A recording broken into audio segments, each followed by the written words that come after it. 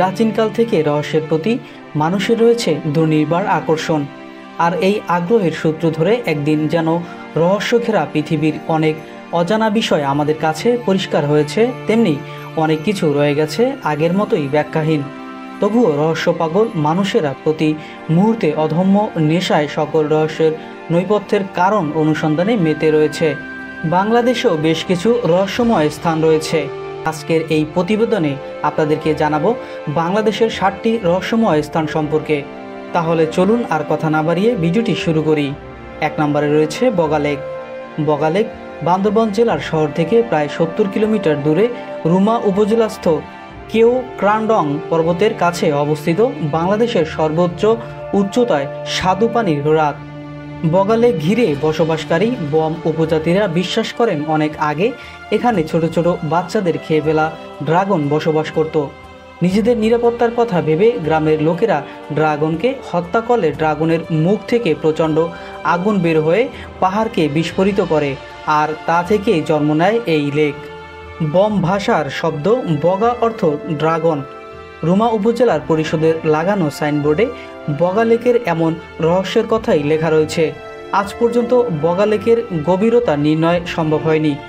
আবার প্রতি বছর অজানা এক কারণে এই লেকের পানির রং বদলে যায়, যা আজও এক অমীমাংসিত রহস্য।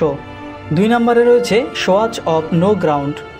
মেঘনা নদী আর সাগরের মিলিত হওয়ার জায়গা বা মোহনাকে উপনিবেশ শাসনামলে ব্রিটিশরা সোয়াচ অফ নো গ্রাউন্ড বা অতলস্পর্শী নামকরণ করেন। তৎকালীন ব্রিটিশদের মতে সমুদ্রের এই জায়গাটির কোনো তল বা সীমা নেই। অনেকে আবার সোয়াচ অফ নো গ্রাউন্ডকে বিশ্বের দ্বিতীয় বৃহত্তম খাত বলে মনে করেন। প্রায় 1,25,000 বছর পূর্বে তৈরি হওয়া এই সোয়াচ অফ নো গ্রাউন্ডের গভীরতা পরিমাপ করা আজও সম্ভব হয়নি, যা কোনো দিন সম্ভব হবে কিনা সেটাও এক অজানা রহস্য। 3 নম্বরে রয়েছে লালবাগ কেল্লার সুড়ঙ্গ। লালবাগ কেল্লা নিয়ে মানুষের মুখে মুখে অনেক কাহিনী প্রচলিত আছে। বিশেষ করে লালবাগ কেল্লার সুড়ঙ্গ সম্পর্কিত আলোচনা বহুল প্রচলিত।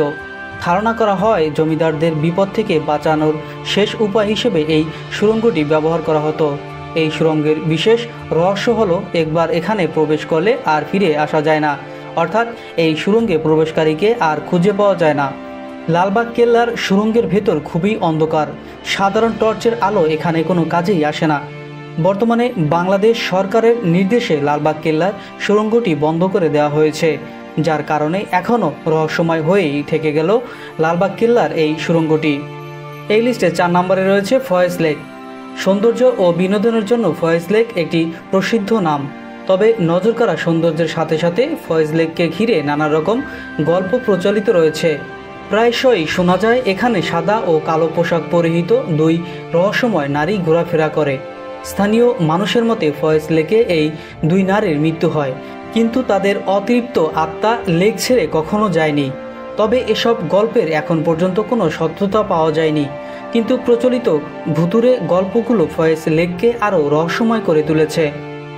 5 নম্বরে রয়েছে চলন বিল। নাটোর, সিরাজগঞ্জ ও পাবনা জেলা জুড়ে বিস্তৃত চলন বিল দেশি বিদেশি পর্যটকদের কাছে সমান আকর্ষণীয় একটি দর্শনীয় স্থান। 3 জেলা জুড়ে চলন বিলের বিস্তৃতি হলেও সিরাজগঞ্জ অংশ নিয়ে স্থানীয় মানুষের মধ্যে প্রচলিত রয়েছে বেশ কিছু ভুতুরে গল্প, যা চলন বিল ভ্রমণে পর্যটকদের আগ্রহ আরও বাড়িয়ে তোলে। জানা যায় সিরাজগঞ্জ জেলার তারাস উপজেলায় অতি প্রকৃত ক্ষমতার অধিকারী জমিদার কোনো এক অজ্ঞাত কারণে হঠাৎ করে মারা যান। জমিদারের মৃত্যুর রাতেই এখানে 3টি মন্দির গড়ে ওঠে এবং মন্দিরগুলো পরদিন আপনা আপনি ভেঙে যায়। এরপর থেকে স্থানীয় লোকজনের সাথে ঘটে যাচ্ছে বিভিন্ন রহস্যময় ঘটনা। 6 নম্বরে রয়েছে অফ বরিশাল। ব্রিটিশ শাসনামলে বাকেরগঞ্জ হিসেবে পরিচিত বরিশালের তৎকালীন ব্রিটিশ সিভিল সার্জন প্রথম বরিশাল ঘটনাটি প্রকাশ করেন। প্রতি বর্ষার শুরুতে অক্টোবর মাস থেকে ফেব্রুয়ারি মাস পর্যন্ত গভীর সাগর থেকে কামানদাগার আওয়াজ আসত, আর তখন ব্রিটিশরা মনে করতেন কোনো জলদস্যু আক্রমণের প্রস্তুতি নিচ্ছে। কিন্তু প্রতিবার অনেক খোঁজাখুঁজি করেও জলদস্যুর কোনো হদিস পাওয়া যায়নি। দক্ষিণ এবং দক্ষিণ পূর্বাঞ্চল থেকে এক বা একাধিক কামানদাগার বিকট শব্দগুলো বেশি শোনা যেত। কোথার থেকে এই অদ্ভুত কামানের শব্দ আসতো সেই রহস্য আজও কেউ ভেদ করতে পারেনি। জনপ্রিয় কবি সুফিয়া কামাল তার আত্মজীবনীতেও এই কামানের শব্দের কথা লিখেছেন। তবে 1950 সালের পর থেকে এই রহস্যময় কামান দাগার শব্দ আর শোনা যায়নি। আমাদের এই লিস্টের সর্বশেষ অর্থাৎ 7 নম্বরে রয়েছে চিকনকালা বা নিফিউপাড়া। চিকনকালা বা নিফিউপাড়া বাংলাদেশ এবং মিয়ানমারের নোম্যান্সল্যান্ডে অবস্থিত একটি রহস্যময় গ্রাম। এখানে হরহামেশা দাঁতালো শুকুর, ময়ূর, বাঘ এবং ভাল্লুকের শব্দ শোনা যায়। এছাড়াও এলোমেলোভাবে চিতাবাঘের ছাল ছড়িয়ে ছিটিয়ে থাকতে দেখা যায়। চিকনকালার বাসিন্দাদের মতে বছরের অনির্দিষ্ট এক সময়ে গভীর বনের ভেতর থেকে অদ্ভুত শব্দ ভেসে আসে, আর তখন বনের মধ্যে কেউ আটকে গেলে সে আর ফিরে আসে না। কিছুদিন পরে বনের ভেতরে তাদের মৃতদেহের খোঁজ পাওয়া গেলেও শরীরের আঘাতের কোনো রকম চিহ্ন থাকে না। প্রিয় বন্ধুরা, এতক্ষণ ধরে আলোচনা করছিলাম বাংলাদেশের সবচেয়ে রহস্যময় ও ভুতুড়ে 7টি স্থান নিয়ে।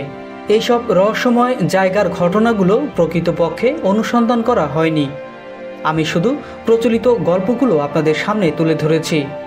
এই ভিডিওটি যদি আপনাদের কাছে ভালো লেগে থাকে তাহলে অবশ্যই এই ভিডিওটি লাইক, কমেন্ট এবং শেয়ার করে দিন। আর এই চ্যানেলটিতে আপনি যদি এখনও নতুন হয়ে থাকেন তাহলে এই চ্যানেলটি সাবস্ক্রাইব করে চ্যানেলটির পাশেই থাকুন, পরবর্তীতে এই ধরনের আরও ইন্টারেস্টিং ও রহস্যময় ভিডিওগুলো সবার আগে পাওয়ার জন্য। ধন্যবাদ সবাইকে, ভালো থাকুন, সুস্থ থাকুন।